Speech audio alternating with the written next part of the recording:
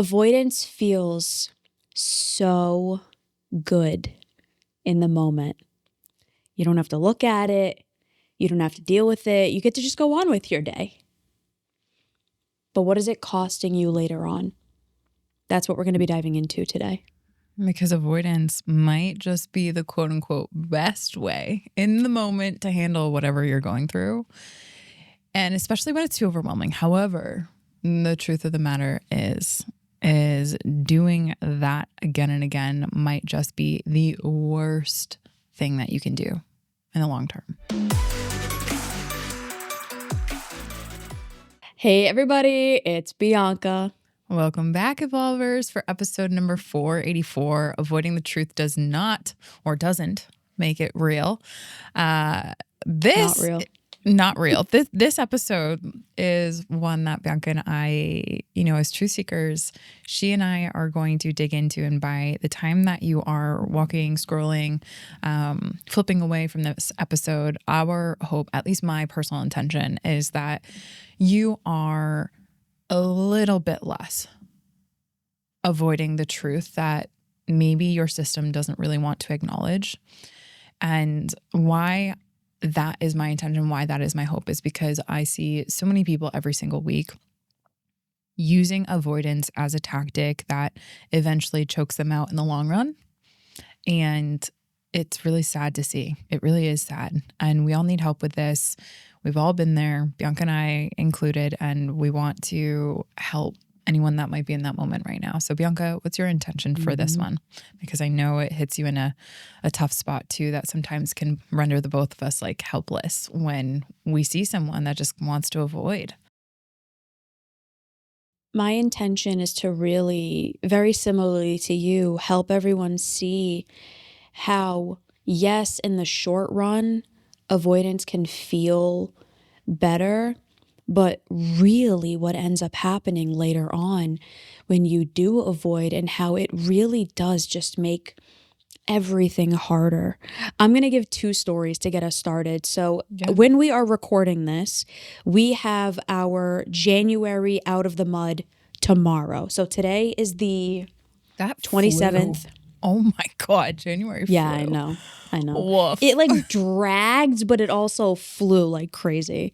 Wow. So we are doing preparation for this, and one of the things that I'm really trying to make sure that I do is I go through like research articles and data to gather information before we do the outline and before we do the slides. And so I'm very heavy in some data and research and literature right now, and it's so fascinating. It's fascinating what I'm learning. And the event that we are doing tomorrow, by the time this happens, it would have been a month ago already, or more than a month ago. This is coming out March 5th. So this is more than a month ago. And the topic that we discussed is the cost of being low maintenance. Now, for anyone who attended, you will have already heard all of this, but this actually ties directly into what we're diving into in this episode today. Being a low maintenance person is ultimately people-pleasing behaviors, the belief that your needs don't matter, don't express yourself, be quote-unquote easy, and don't make any waves, ultimately. Because if you do, you're a bad person, nobody wants to meet your needs, so on and so forth. Okay. So I'm doing all the literature for this, I'm doing all the reading, and I found this fascinating study that said that people who are quote-unquote low maintenance, who avoid expressing concerns, who avoid expressing their needs, who are more likely to omit information or lie, die faster than people who are more open and communicate more often. There was a direct correlation between how early you die and lying, meaning omitting and hiding how you're actually thinking and feeling. Now, someone might hear that and they're like, there's no way that's true. It is if you dive deeper into it. When you lie, when you omit information, when you're hiding, when you're avoiding challenges, it increases your stress response levels, so your cortisol and your adrenaline. It leads to hypertension. It leads to heart issues. And all of that leads to a more sudden and earlier death. Right. Why? Craziness. So I'm prepping for this event and it's like, oh my God, we are literally killing ourselves, like literally, by doing the things that we're doing, and nobody understands it. It's just in the moment, it's easier to not do the hard thing than it is to have the courage and the vulnerability to do this thing that we deem is impossible for us. And this is exactly the conversation that I had with a client where this episode came from. So this client of mine has severe health anxiety. He's very anxious in general. He has generalized anxiety disorder. And now it's starting to leak into health-related anxiety. So he's terrified he's going to get cancer. He's not leaving the house. He's losing a ton of weight now, even though he coaches a track team and they're very successful. Like he knows, quote unquote, everything he needs to do, but yet he's having a really hard time doing it because of this anxiety that he's having. So he knows how to track his calories. He knows how to do all of these things. So I said, okay, you're losing a lot of weight. Yeah. And he's like, yeah, I know. He's lost like 40 pounds. Oh my gosh. He's very tall and skinny anyways, Yikes. but like he's lost even more than that. So I think he said he's 6 feet. He's like 120 pounds. Holy moly. Whoa. That's really I don't know the last time I weighed 120 pounds and I'm Same. 5'2", barely. Like barely 5'2". So Whoa. he's concerning. insanely overweight based on his gender, based on his age, based on his height. Right. So I said, okay, you know how to track calories, right? He goes, yeah, I've been doing it for years. He's like a NASM certified personal trainer. So I'm like, okay, good. What I want you to do for the next week, so between now and the next time I see you, I want you to track your calories. I know you think you're eating a lot of food, and maybe you are, but we need to get the data. We need to understand what's going on here so that we can decide what to have you do next. Right. So he was like, yep, okay, I can do that. Data-driven decisions. Let's go. Exactly. So I said, one of the things that a good therapist is going to do, you don't just set a goal with someone, you understand what are the barriers that might come up to doing the thing. So I said, I'll call him John. I said, John, is there anything that might get in the way here? And he's like, honestly, no, I don't think so. I'm actually really curious. I said, okay, but if you had to think of anything, is there anything that might come up, anything that might get in the way of you being able to track this? I know you can, but is there anything that might come up? And he was like, honestly, no, like I really want to do this. So I'm like, okay. So we come to the next session. He starts diving into stuff off the bat. I'm like, okay. Which is not the topic at hand. True or false? No. yes, but he started off on a different lens. Classic. So I'm like, how did the tracking go? He goes, I didn't do it. I'm like, okay. It took me like 15 minutes to get it out of him because he had a really hard time sharing. He had a hard time really understanding the deeper layers. So we unpacked it. And ultimately what he ended up saying was, I'm more afraid of the truth than I am of sitting in this anxiety. So I don't want to track my numbers because I'm afraid of what the answer is going to be. Right.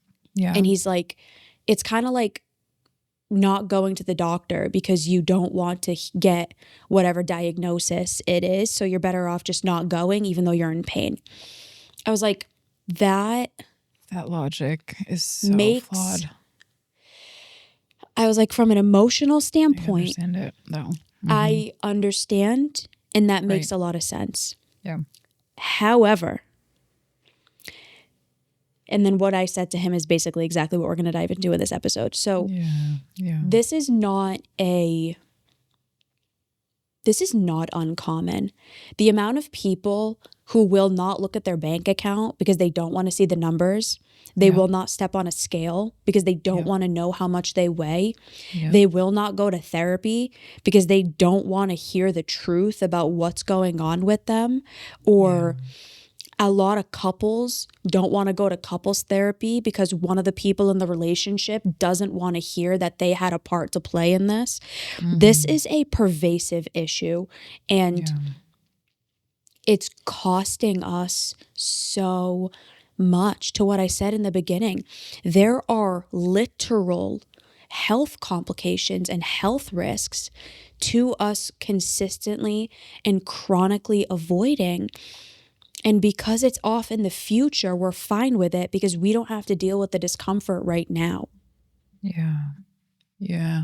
It is honestly, from my perspective, an epidemic. Like, and it hits every subsection of human beings, regardless of their resources and their socioeconomic status, their gender, their culture, et cetera, et cetera. Like, I've never seen a human that is not wildly impacted by this, truthfully. And it is actually the rarity, the extreme rare occasion where someone will not only like be willing to go towards what that quote unquote scary truth is, whatever it is, be it the scale, be it their finances, be it their, I don't know, doctors, like whatever that quote unquote scary area is. It is the rarity for someone to actually go towards that which they're avoiding and kind of call themselves out on their own bluff and acknowledge their tendency and their behavioral pattern. And I have one client that comes to mind, and he's been one person who I've seen that has like blown my mind. He'll run towards the hard truth. And I've often asked myself the question, what is it that, how does he benefit? How does his system benefit by doing this? Because I've never seen anyone call themselves out on their own bluff in my presence and just like in their life and my entire life. And after learning, I've been working with this client for about 4 years now. And the pattern that I've observed is that he on his own accord values truth and is a truth seeker above his own feelings. And that is the only thing at the end of the day that has allowed his system to be able to remain open to the truth, which calls out his avoidance patterns moreover than his feelings. Like, and he has literal parts that want to avoid his own BS, his own blind spots, his own whatever seems hard. And it's been fascinating, Bianca. But to that end, out of hundreds and thousands of people that I've met, he is one person. And even him ask me about the action that he is taking when that truth is delivered in front of him. Hey everybody, my name is Isaac. My experience with Evolve has been nothing short of phenomenal, and the community, the Evolve Ventures Society, is just a group of people who are all like-minded and growth-oriented, and you can ask questions and get support from anyone, and it's a really private group and you can share and be open, and that's what I really love about it. Emilia and Bianca have been nothing short of phenomenal, honestly. The amount they care about their team members and their mental well-being and their mental health and improving everyone's self-awareness in terms of being growth-minded and growing to where you want to be. I could not have asked for a better place to be at right now in this point in my life. And yeah, have a great rest of your year ahead and keep evolving, everybody. That's what I was about to ask you, because there is a subset of people who they know exactly what's wrong. They know what's 100%. wrong. They're not afraid to acknowledge it. They're not afraid to be like, yep, this is my problem, but they're not going to do anything about it. And that's where he gets tripped up. That's where he gets tripped Okay. up for sure. Yeah. Okay. Yeah. So the subset of people who are that and then will do something, change their behavior, what I consider the quote unquote software upgrade, right? Like an iPhone, if you will. There are like no human beings that I have seen that are not struggling with this. And why I share that is because this is it's a human thing. And when we really look at the psychological analysis of it, it is a self-preserving strategy. Even if you just think about that, like we break down both everyone's story, that client in particular, Bianca, right? Like that person is unconsciously telling himself a story, not explicitly, but telling himself a story that he doubts his own emotional capabilities to handle when the truth is in his presence. So for example, he told you initially, which for everyone that's listening, I want you to tune into your stories because likely there's a cognitive distortion that's even present listening to this episode right freaking now for your own minds to try to self-preserve and say, that's not me. I don't do that. And I want to invite you to call yourself on the cognitive distortion that is trying to have you see as if your behavior is different. And while that might be true in one area, I would ask you, is that true in every single area? And are you going and taking action to this? Because the question that I have, Bianca, he said when you asked him, is there anything, the stories that him told himself, is there anything that's going to get in the way? No, I'm actually really curious. I'm actually really excited. Like the story that his system wound up for him to literally sink his teeth into, right? He didn't want to say, quote unquote, look silly or look quote unquote weak, right? Or look whatever that narrative is in front of you. That is the worst place that any person, not to mention a man in front of a woman, is going to want to do. And we all have some degree of that. We want to quote unquote save face in the moment. But what we're doing is quite literally avoiding by buying the narrative that the BS that our unconscious protective mechanisms are trying to protect us from, instead of just embracing the like, you know what, there might be something, and holding out that growth mindset that says, you know what, there might be something here that I'll probably get in the way, right? Like I'm not immune to the trappings of what it means to be a human, and really acknowledge that as a human, we have these quote unquote faulty systems that try to preserve and protect us at our own long-term expense, because that person quite literally is lying to himself on some of the most basic levels. His quote unquote, if we had a time ticker of how much time he has left in the world, it's reducing to the measure of how much he is lying to himself and how much he is selling you, even in the sacred safe space that you have, a lie, right? So that lying to oneself has actual implications. We've detailed that. We're going to have that research article that you cited in the show notes and citations, because I really want people to take a look at that, because it's actually more of an epidemic than we really realize. And why that actually freaking matters is because when you're avoiding the truth, you like our narrative is that just makes it not real, right? Like we don't actually have to focus on that. So he's literally telling himself, number one, a lie that I am incapable of handling the truth emotionally and coping with it when I do track my calories and I do see the numbers in front of me. But then on another level, he's also lying to himself around his capabilities, that he's able to do hard things when he wants. And that's where I think the concept of discipline is so beautiful in this conversation. I want to bring this in. The concept of discipline is being able to essentially not just willpower yourself through things that you don't want to do. It's also having the willingness to stop and acknowledge what is the truth right in front of you, and being able to take action despite what your belief system wants to tell you to do, quote unquote, avoid or track those calories, avoid your bank statements, or avoid those relationship coaching calls, or avoid stepping on the scale. Instead, discipline tells you, do the hard thing, run into the truth. And on the other side of the truth, you will learn what you're truly capable of, but you will only learn by actually going on the other side of that. What is the developmental psychology term for when children are at a certain age, if they cover their face, they actually think the thing in front of them is gone? You know what I'm talking about? Object impermanence. Yeah. Object impermanence. Yeah. That is ultimately what's happening here. It's like, if I don't see it, it's not real. Peekaboo. Yeah. Yeah. Yeah. And you and I are just like, like,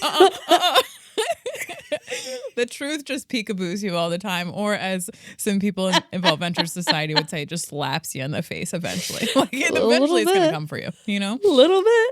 So would you rather be a truth seeker or slapped by it, you know, eventually? Sorry, keep going. I mean, you want to be Nessa Rose and have the house fall down on you. Like, that's something that can happen. It's probably going to happen. It's just the truth is going to whack you out of nowhere when you're least prepared to handle it. Freaking facts. We are so terrified of the unknown. We would rather have certain unknowns than known unknowns. Like, we just don't want to deal with uncertainty. Like, we would rather have certain pain than uncertain pleasure. It's just terrifying. And so, yeah, for so many people, it is wildly easier to just avoid the challenges that you're having, to avoid the hard truths, to avoid discomfort, because we think it's easier that way. We think we won't have to deal with pain. We think, well, if I can't see it, it's not real. All you're doing is sweeping it under the rug, and eventually you're going to fall. You're going to trip on it. A house will fall down on you, metaphorically. It is inevitable. So, Emilia, to kind of tie this into a bow, how do people start to develop, to what you had said, the discipline to be able to do the hard thing? Because this is just like everything we talk about here, it's a skill. It is not an inherent trait. It is a skill. So how do people start to develop the skill of running toward the truth? One of them you kind of already said, which is emotion regulation and distress tolerance. So being capable of sitting in the discomfort of challenging feelings and being able to trust in your ability to handle those uncomfortable feelings. What else would you recommend and suggest? Yeah, I want us to do and I actually just put this on our recommendations of podcasts for you and I to do. I want to do a whole kind of subsection of self-discipline and discipline in general. From one of the conversations that I had with that client in particular, I just realized it's such a underpinning skill that so few of us really leverage, from my perspective. And when we really look at developing skills, right, distress tolerance, and emotion-based coping, mindfulness practices, even when it comes to this quote unquote skill of embracing the truth, right, there's a really fundamental pillars of skill sets that enable self-discipline to happen. And I would say the first thing, what I find most people struggle with when it comes to the avoidance of truth, otherwise known as denial, and I'm kind of popping in Inside Out. I'm not quite recalling the exact scene, but in Inside Out, do you remember either Inside Out 1 or Inside Out 2? There's a scene where Joy is like falsely positive, and just like that is denial. There's just a funny scene. If you guys are listening to this and you're watching, comment in on YouTube what the scene is, and we're right there for you. No, but the meme that I have in mind is denial is a river in Egypt. And then I don't remember what the other one is. It's like your husband is gay or something like that. It was hilarious. Yeah. And, we did an episode on acceptance too. So I think that the skill sets that we're talking about when it comes to discipline, acceptance is one of the fundamental pillars of discipline. So if you are in quote unquote states of denial, or you recognize that there are avoidance tendencies that are happening, and let's isolate it in one area, right? I think it's really overwhelming to a nervous system when you recognize that you are someone who quote unquote avoids, right? Hand on the Bible, I avoid, and I am someone who cannot not look at the truth, right? Like, I actually want to encourage us in all playful manner. Joking aside, I want us to really recognize that we are human beings. And so thereby there is going to be a self-protective mechanism that wants us to sit in quote unquote denial rather than look at whatever truth we're struggling with. And that's okay. Yeah. So that being said, the thing that I find most people forget when it comes to discipline and when it comes to avoiding of the truth or wanting to work towards being a truth seeker, again, seeking truth above seeking one's own BS. That is like, I if you set it up that way, you are going to do 10 times better than the person that is more concerned about their own feelings and less concerned about the truth. So I really want to flip that syntax for someone. Seek out the truth above one's own feelings. And that is a great quote unquote North Star to put. Second to that, what most people forget in this kind of journey is you don't have to do everything all at once because that's too overwhelming to the system. So pick one section of your life where you do find yourself avoiding and have it be not a level 10 out of 10 avoidance. So if a level 10 out of 10 avoidance is your bank account right now, although I would love, and if you're someone that runs into the level 10 out of 10, send me a DM. We will do amazing work together. Those are my kind of people. But if you're not ready to go into that level 10 out of 10 avoidance area of your life, that's okay. Start with a level 3 avoidance area of your life. So maybe that looks like, I don't know, looking at the receipts when you do buy something, right? Instead of quote unquote looking at your bank account, look at the receipts, right? And spend 3 more seconds looking at the quote unquote price tag of something than maybe you otherwise would. That's a smaller version of your life than the whole financial quote unquote avoidance of your own net worth. Okay. The second thing on that is once you break down the quote unquote subsection that you want to focus in on and drill in on, I want you to remind yourself where you are in the growth mindset. We oftentimes, as people who are striving to navigate this quote unquote growth journey, we oftentimes forget to remind ourselves how, like, we do have a growth mindset, meaning we can get through hard things. We can navigate through discomfort, those affirmations that are helpful in those moments that remind us, oh, we don't have to buy our own lives. Like things like that, just reminders that can help us acknowledge the growth mindset that we do have available to us. Because in those moments where we might notice fixed mindsets crop in, like for example, in your finances or in your relationship or in your health, you might not realize how much you need that reminder from yourself to yourself to be able to navigate towards that. And then when it comes to the discipline component, the last element that I would say, and every person's slightly unique. So if you are struggling with this and you want skill sets built in that, my goodness, this will serve you in every area of your life. But again, I'm going to say start small and build. So what does that look like? Begin anticipating some of the challenges that you're going to have, like Bianca did with her client. What might get in the way? What might be a barrier that might crop up? And when you find yourself drifting into the, like, I don't think anything, I'm actually really excited. Challenge yourself in that moment. Say, okay, and although right now I might feel this way, although right now this might be the narrative, what in 3 seconds from now could change that could bring a barrier that I'm not expecting into the fold? When you assume that barriers are going to be there, you kind of, I don't want to say skip a step in this process, but you allow yourself that permission slip to be flawed and to be a flawed human being who avoids and who has a natural predisposition to self-preserve over seeking the truth.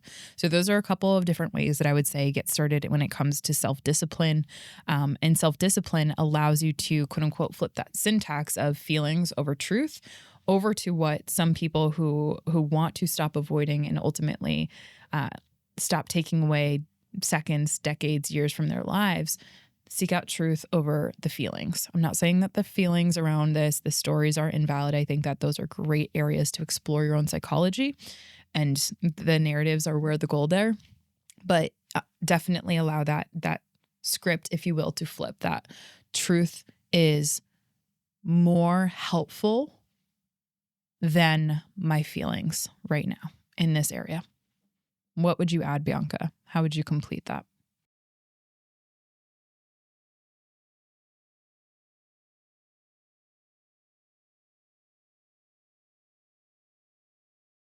Just the awareness and the understanding that it is okay to feel bad. We have this really destructive narrative as a collective that you're not supposed to feel bad, and it is wildly inaccurate. So let it be okay that you're going to feel bad, knowing that you have a growth mindset or that you can build one, and that you will develop the discipline over time and the emotion regulation skills and whatever else to be able to manage and handle those negative feelings and quote unquote bad emotions, because they serve a purpose. Yeah. I love that. Yeah. Cool. Do you feel complete? No, I feel like I could go on and on and on and on and on about this topic, but yeah, avoiding the truth does doesn't make it not real, the conundrum. But I do think that the more we seek out truth as human beings, the more resilient we just become way more. I've noticed that the humans that do seek out truth just become way more in their own lives and in every regard. And so if I can invite anyone that's listening to this to step into becoming more of who you are, because the world desperately needs more bolsterous version of you, like just more of who you already are. The world needs that. And it takes a lot of courage to do that. So to that end, you mean I can't be healthy, wealthy, and love, really successful and fulfilled and like avoid everything? That's not, I can't do that. Well, let me just give you one of the hard truths that your parts might not ever seek. That might come to you, but it will come to you and leave you as quick as it came, unfortunately. So on that happy-go-lucky note, episode suggestion, if you like this episode, would be 466. Instead of New Year's resolutions, do this, a little different topic than most people like around that time of year. Bianca? 447, the dark side of consistency. When sticking to the plan holds you back. You're sticking to your avoidance, and it ain't doing you, it's doing you dirty. It is doing you dirty. 2026, let's stop avoiding. Yeah. All right, everybody.